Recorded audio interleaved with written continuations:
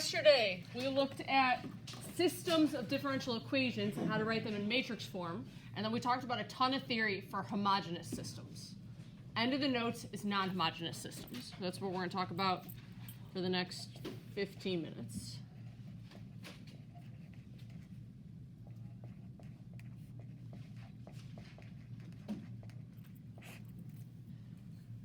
Pretty similar to yesterday, but a few different things, or a few little changes.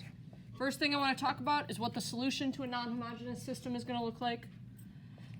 Let x1, x2, all the way up to xn be a set of solution vectors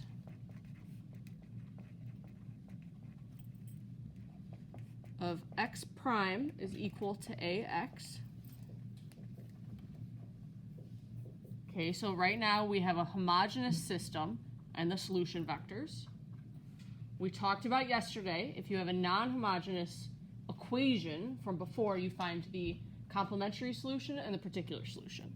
These will make up the complementary solution.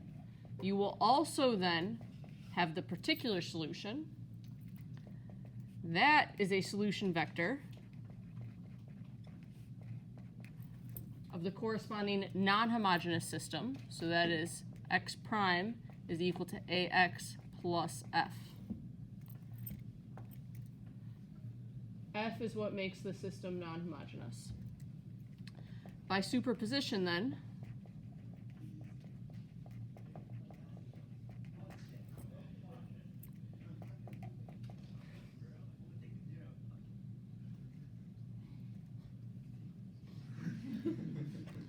by superposition, x is equal to c1 x1 plus all the way up to cn xn plus xp.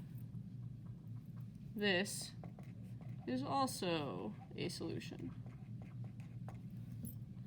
We talked about this part is the complementary solution. So it should look similar to a solution that we've seen before. You have the complementary solution, you have the particular solution. Now, how will we know if this altogether forms our general solution?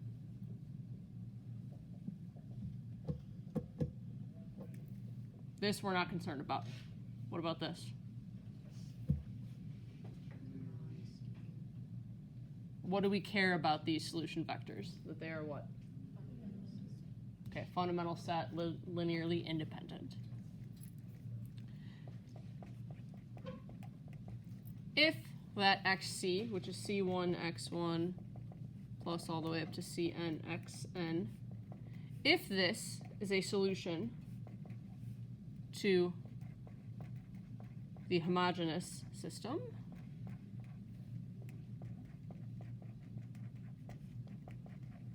then this is just restating what we wrote above. X is equal to the complementary at the particular solution is a solution to the non-homogeneous system.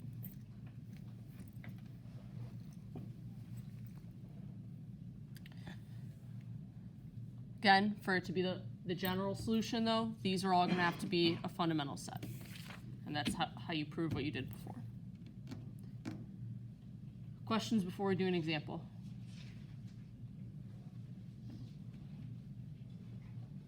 Can I flip the page? Okay.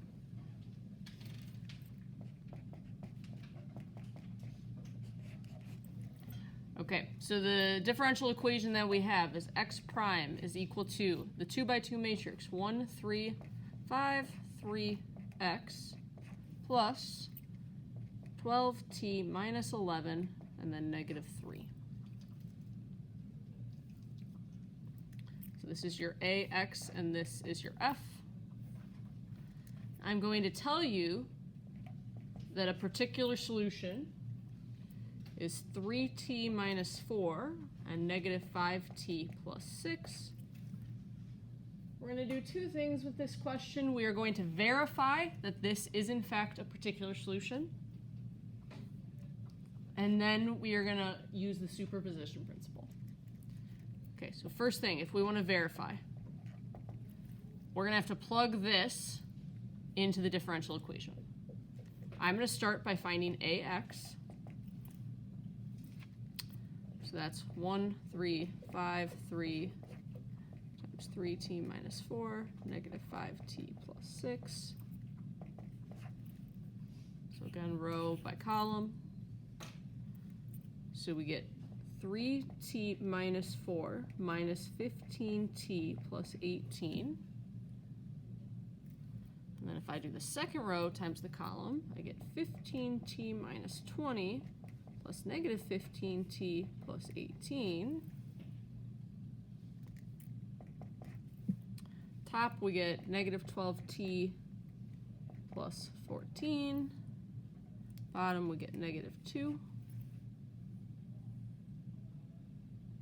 So then what we want to know is if we plug this into the differential equation, is it going to be true? So I'm going to start by taking the derivative of the particular solution with respect to t. When I do that, I get 3, negative 5. This AX is what we calculated above.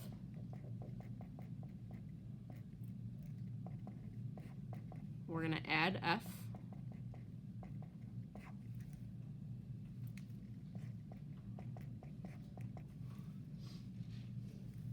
So here those 12 t's cancel, and we get 3, negative 5. Okay, so we did in fact verify that this particular solution is a particular solution to this differential equation. Now, we looked at the homogeneous differential equation yesterday. This was example number 2.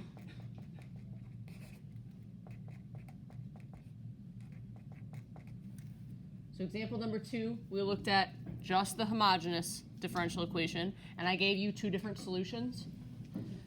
So what we can do now is we can use the superposition principle, which is the complementary add the particular solution. Complementary solution from yesterday is C1 times 1, negative 1e to the negative 2t, plus C2, 3, 5e to the 6t. So that is the complementary solution, and that's from example 2. In example 2, we proved that these were both solutions to the homogeneous system, and then you are going to add the particular solution.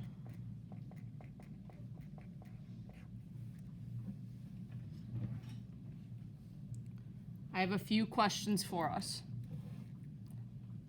How do we know if this is the general solution or just a solution?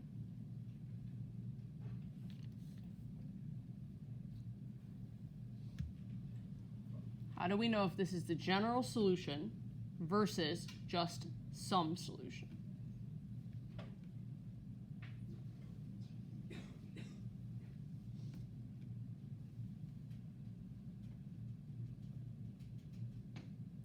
What do we need to form a general solution? Fundamental set. We need to know if these two form a fundamental set. So what are we going to do? Huh? Yeah, I would probably calculate the Wronskian of these two. What are you looking for with the Wronskian? Does not equal 0 for all t. So if I asked you to, you would find the Wronskian, show that it's not equal to 0 for all t. Hence, these are linearly independent. They form a fundamental set. Hence, this is the general solution. I don't know if I had any other questions, but these you don't know how to find yet.